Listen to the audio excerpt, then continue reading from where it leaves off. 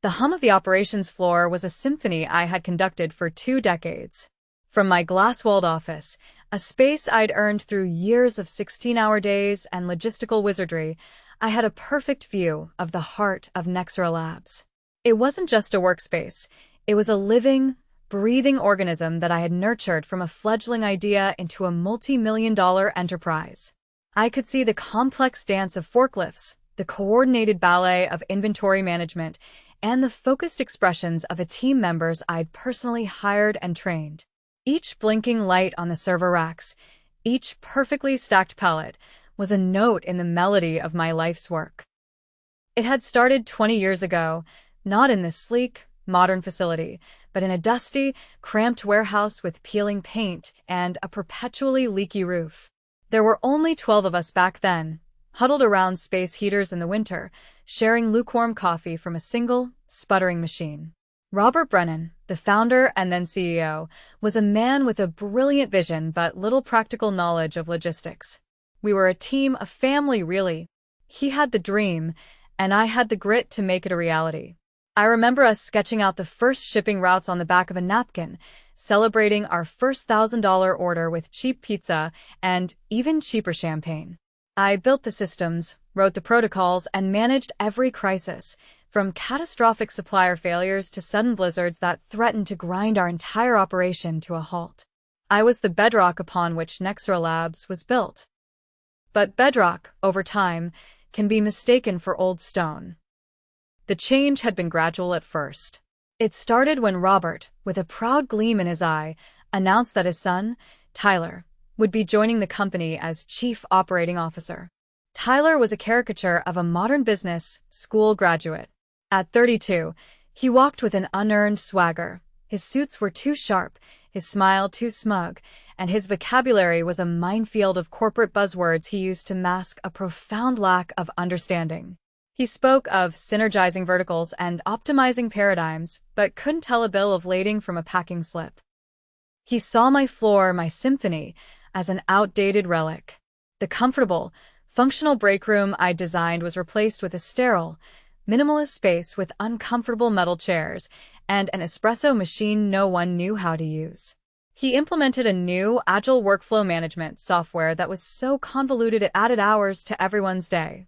My suggestions, born from 20 years of hands-on experience, were met with a patronizing pat on the shoulder and a breezy, "Thanks, Helen, but we're looking to innovate, not stagnate." The last 6 months had been a slow, agonizing slide into obsolescence. I saw the writing on the wall, etched in the condescending emails and the way he'd pointedly exclude me from strategic meetings. He was clearing the old guard to make way for his own team of young, bright-eyed graduates who, like him, had impressive degrees but no practical experience. He was convinced that youth automatically meant innovation. So, I prepared. Quietly, methodically, I began my own strategic transition. James Morrison, the vice president of operations at our biggest competitor, Beltries Optics, had been trying to recruit me for 3 years. Each time, I'd politely declined out of loyalty to Robert and the company we had built together. But loyalty is a two-way street, and the road at Nexera was fast becoming a dead end. I started taking James's calls. In the evenings, after the hum of the floor had died down, I sat in my silent office and created my arc.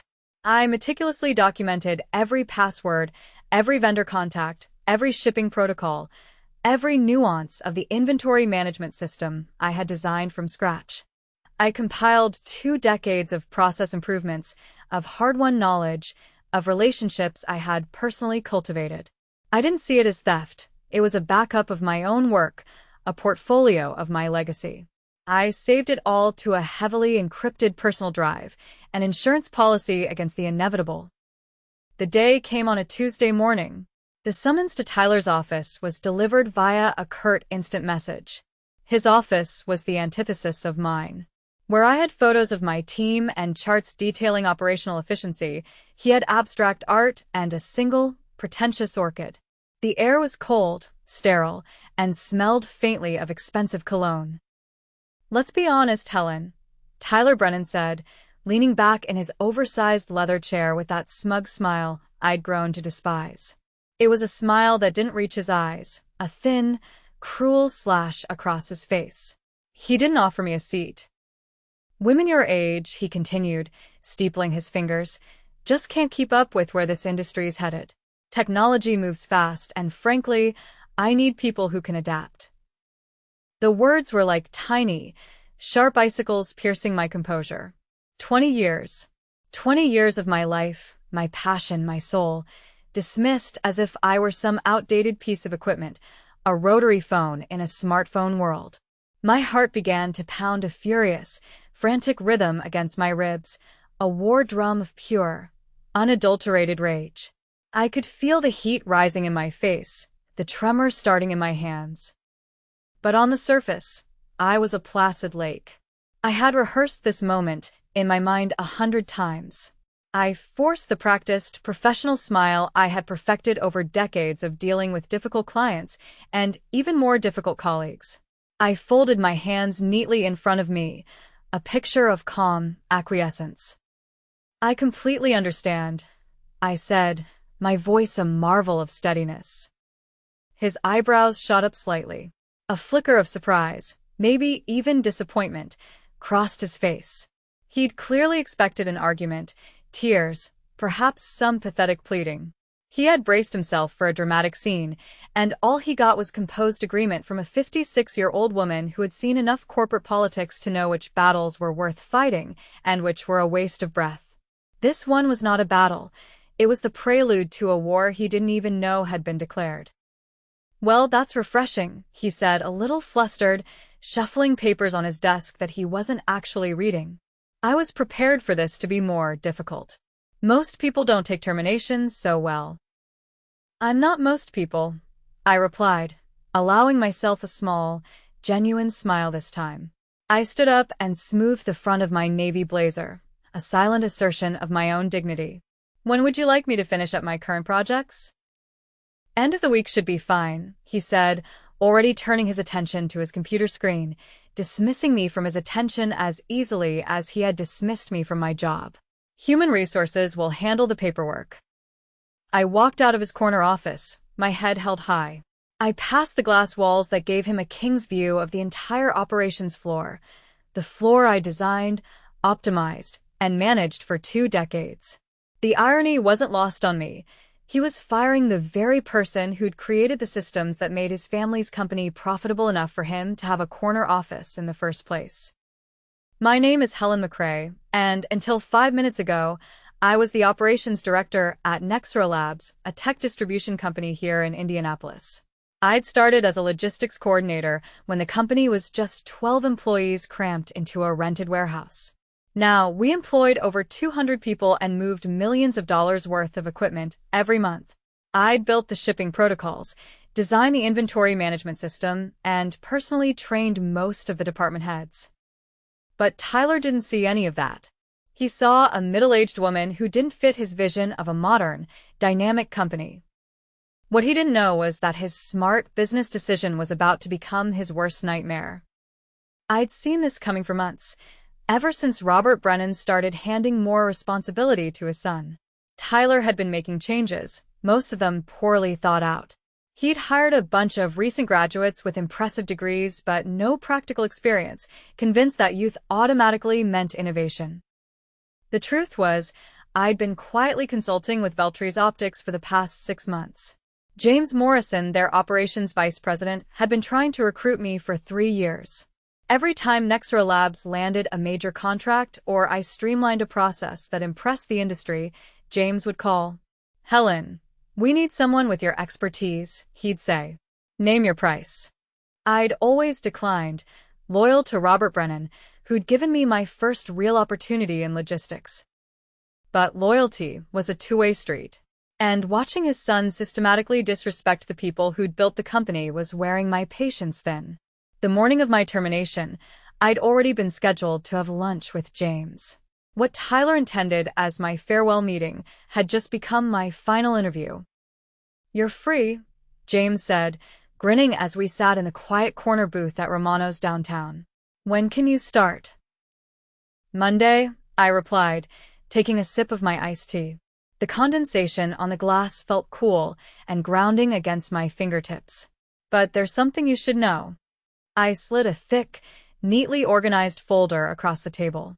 I designed every operational system at Nexera. The shipping routes, vendor relationships, inventory protocols, all of it runs through processes I created. James leaned forward, his expression sharpening. Are you saying what I think you're saying? I'm saying that Tyler Brennan just fired the only person who truly understands how his company operates. And I documented everything.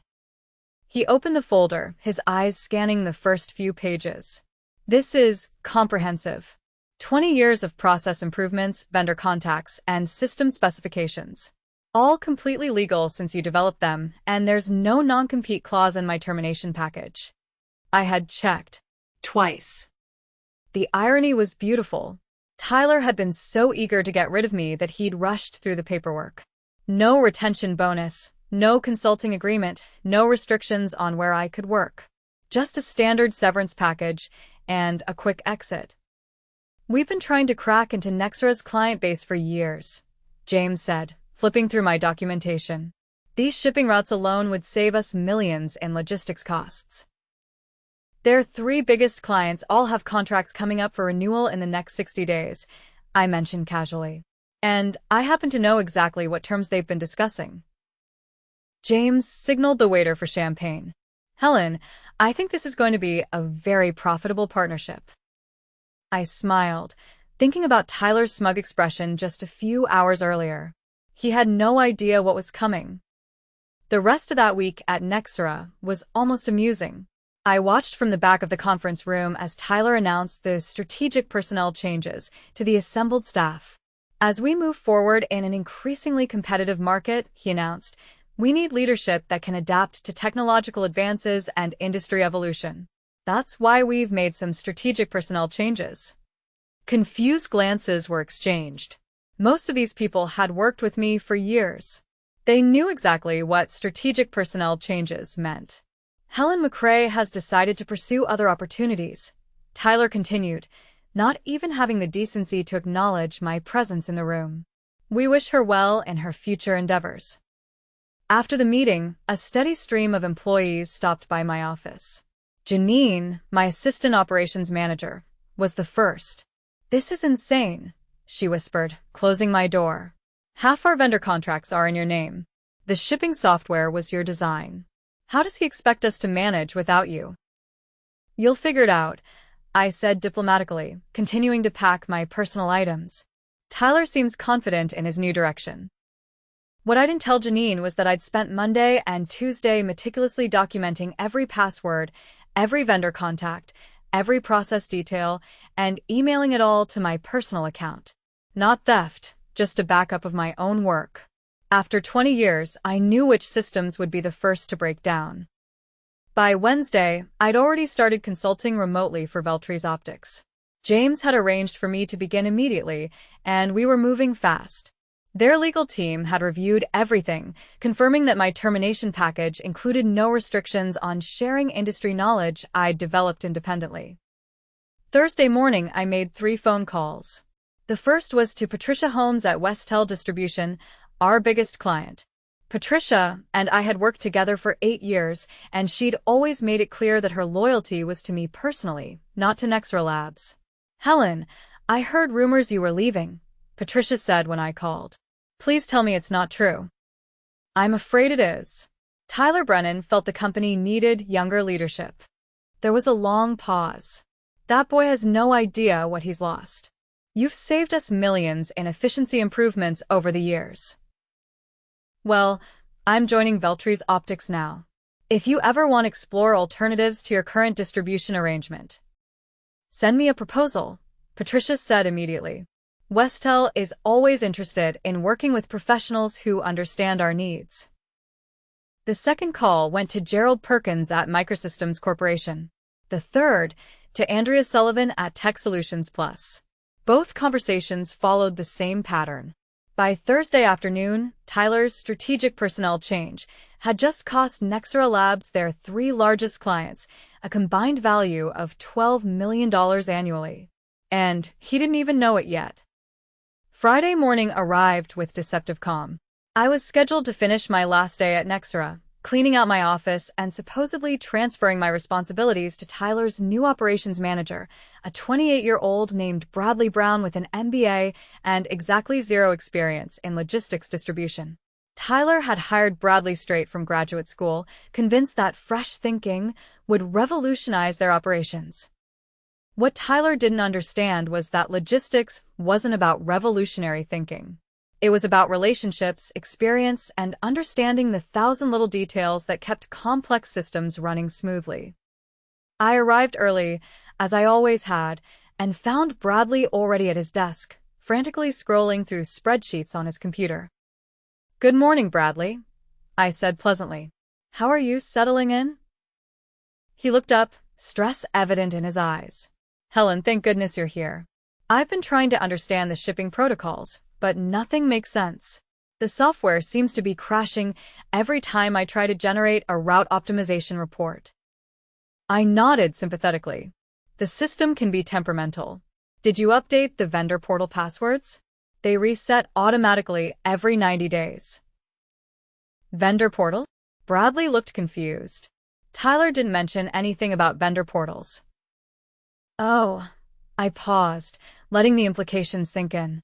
Well, there are 17 different vendor systems that need to be synchronized for the routing software to work properly. Each has its own access credentials and update schedule. Bradley's face went pale. Could you walk me through it? I'd love to help, I said, glancing at my watch. But I'm actually due at Human Resources in 10 minutes to finalize my departure paperwork. And then I have a lunch appointment. The truth was, my lunch was with Patricia Holmes from Westel Distribution, officially signing the contract that would transfer their account to Veltries Optics. But Bradley didn't need to know that. I spent the next hour in HR, going through the standard exit interview process. When they asked if I had any concerns about the transition, I smiled politely and said that Tyler seemed very confident in his new direction. Just as I was gathering my final belongings, my desk phone rang one last time. Helen McRae, Operations Director. I answered out of habit. Helen, it's Gerald Perkins at Microsystems. I need to discuss our contract renewal. Of course, Gerald. What can I help you with? Well, I got a very interesting call from Veltries Optics this morning. They presented some compelling alternatives to our current arrangement. Before I make any decisions, I wanted to speak with you directly. I could see Tyler through his glass office wall, on a phone call of his own, gesturing animatedly. He looked pleased about something. I appreciate that, Gerald, but as of today, I'm no longer with Nexera Labs.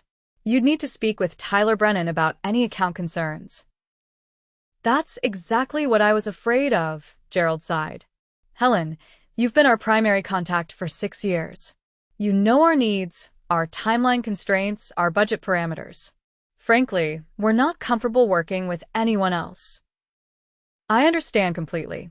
Business relationships are built on trust and experience. Where are you going? Because wherever it is, Microsystems Corp would be very interested in following you there. I looked across the office at Tyler, who was still on his phone call, probably telling someone about his brilliant strategic decisions. I'll be working with Veltries Optics starting Monday, I said. James Morrison is their operations vice president. Very professional organization. Perfect. Have James call me Monday morning. We'll want to discuss transitioning our account. As I hung up, I noticed Tyler's phone call had ended. He was staring at his computer screen with a frown, clicking furiously at something that apparently wasn't working. The real fun was just beginning. Monday morning brought the first wave of panic. I was settling into my new office at Veltries Optics when my old cell phone started buzzing with missed calls from Nexera Labs. 7 calls in the first hour, all from different numbers. James Morrison knocked on my door around 9 a.m., grinning like he'd won the lottery. 3 contracts, he said, holding up a folder. Westel, Microsystems, and Tech Solutions Plus. All signed with us this morning. Combined value, $12 million annually. That's wonderful, I replied, though I felt a small pang of something, not quite guilt, but a recognition of what this meant for my former colleagues. Tyler Brennan called our main line 4 times in the last hour. James continued. Apparently, their shipping system crashed this morning and none of their vendor portals are responding. I nodded thoughtfully. The quarterly authentication update probably triggered. All vendor passwords reset simultaneously on the first Monday of every quarter. It's built into the security protocol. And Tyler doesn't know this? Tyler doesn't know most things about operations. He assumed it was all automated. I pulled up the new client files on my computer. Have our logistics team schedule installation meetings with the new accounts. I want to do site surveys to optimize their delivery protocols. What I didn't mention was that those vendor passwords weren't just randomly generated. I designed the system myself, with access codes that followed a pattern only I knew. Tyler could eventually figure it out, but it would take time his clients didn't have. My personal phone rang again. This time, the caller ID showed Robert Brennan, Tyler's father and the actual owner of Nexra Labs. Mr. Brennan, I answered formally. Helen, what the hell is going on? Robert's voice was strained. Tyler tells me you left Friday, and now our whole system is down. 3 of our biggest clients called this morning threatening to cancel their contracts. I'm sorry to hear you're having difficulties, Mr. Brennan. Don't give me the corporate response, Helen. We've known each other for 20 years. Tyler said you left to pursue other opportunities, but this timing can't be coincidental. I chose my words carefully. Tyler felt that the company needed younger leadership, someone who could better adapt to technological advances. I respected his decision. There was a long pause. Tyler made this decision without consulting me. I assumed he had your approval. He didn't. Robert's voice turned cold. Helen, I need you to come back. Whatever Tyler offered you elsewhere, I'll double it. I appreciate the offer, Mr. Brennan, but I've already committed to Veltries Optics. My employment contract began this morning.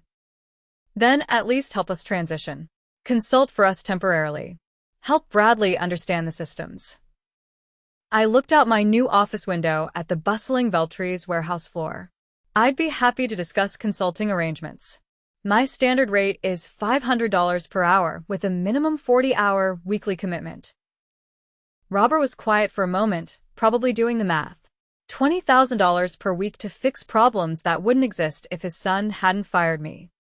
We'll pay it, he said finally.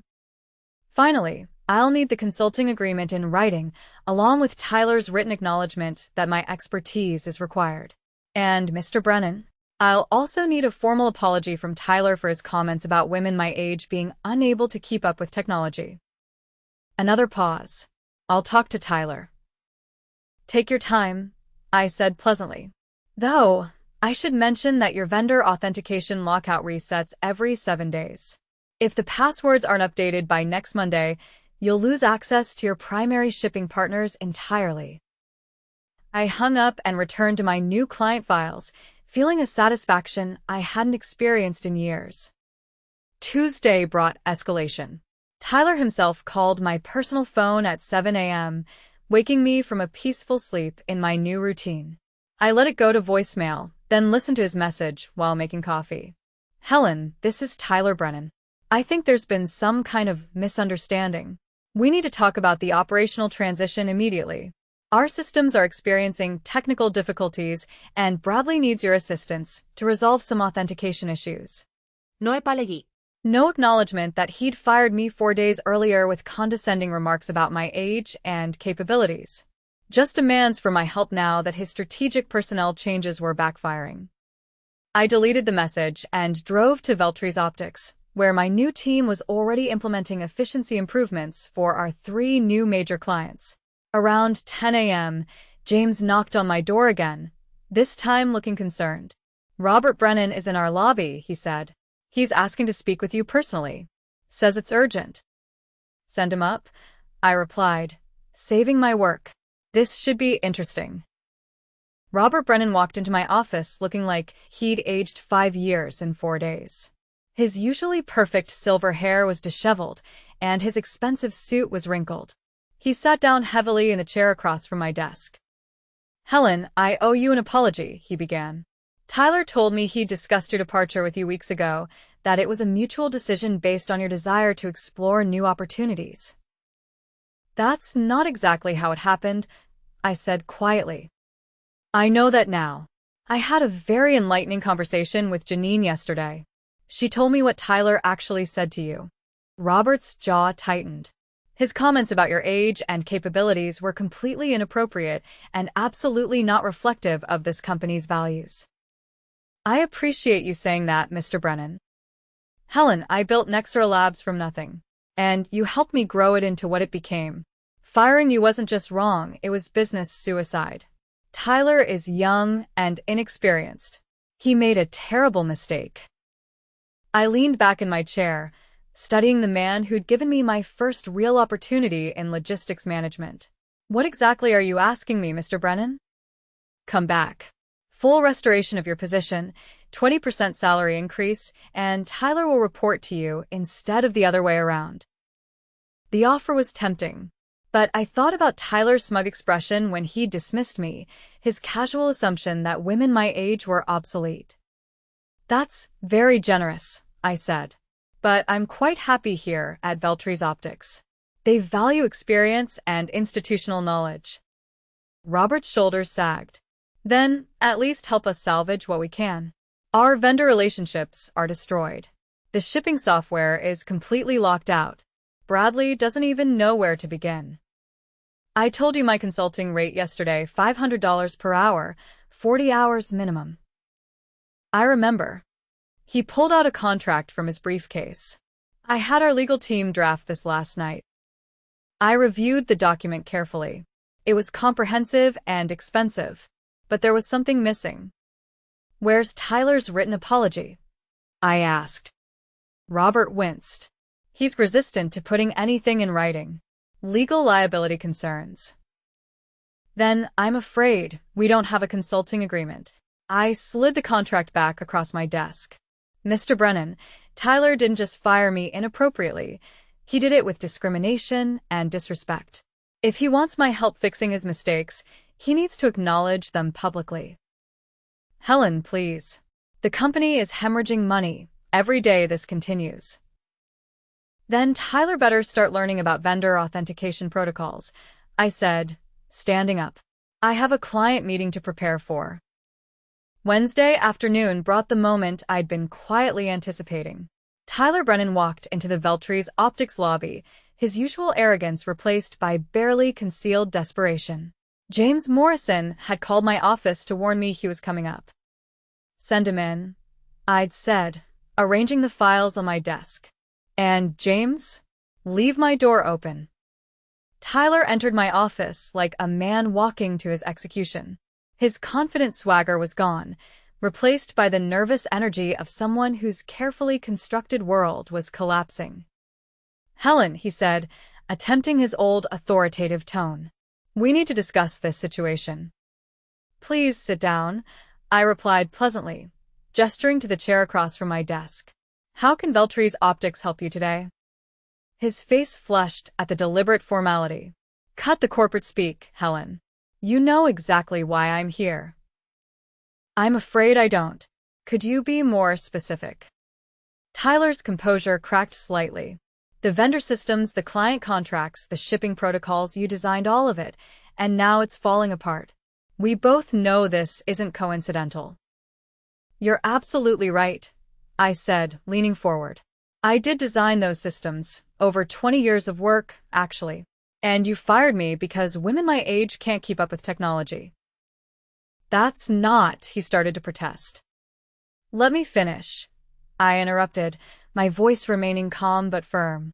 You dismissed me without consultation, without transition planning, and with discriminatory language. You assumed that innovation meant throwing away institutional knowledge. Tyler shifted uncomfortably in his chair. Look, maybe I was hasty. Maybe I didn't fully appreciate your contributions. Maybe, I smiled. Tyler, in 4 days, you've lost 3 major clients worth $12 million annually. Your shipping system is locked out until next Monday. Your new operations manager is having panic attacks trying to understand processes that took me 2 decades to develop.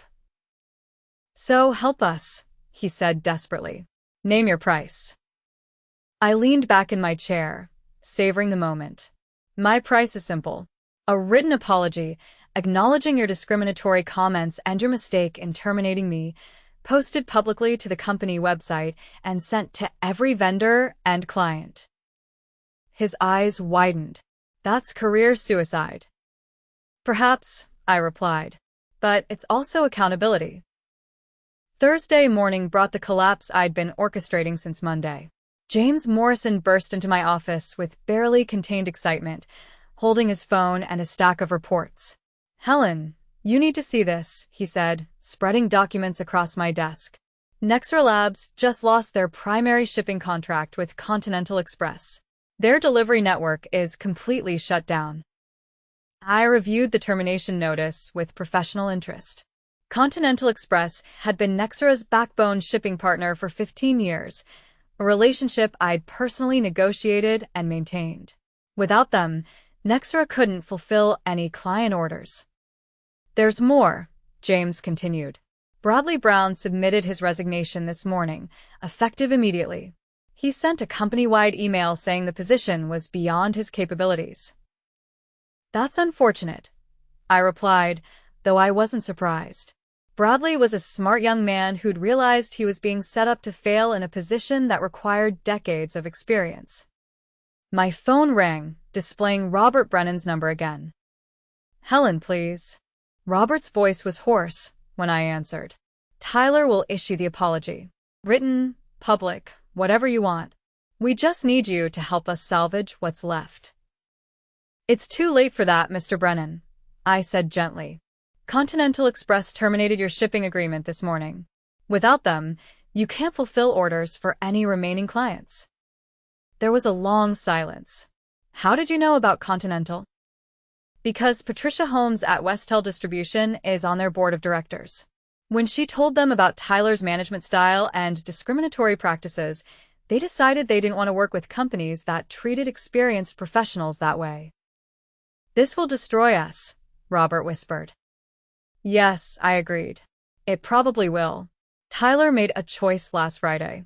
Now he gets to live with the consequences.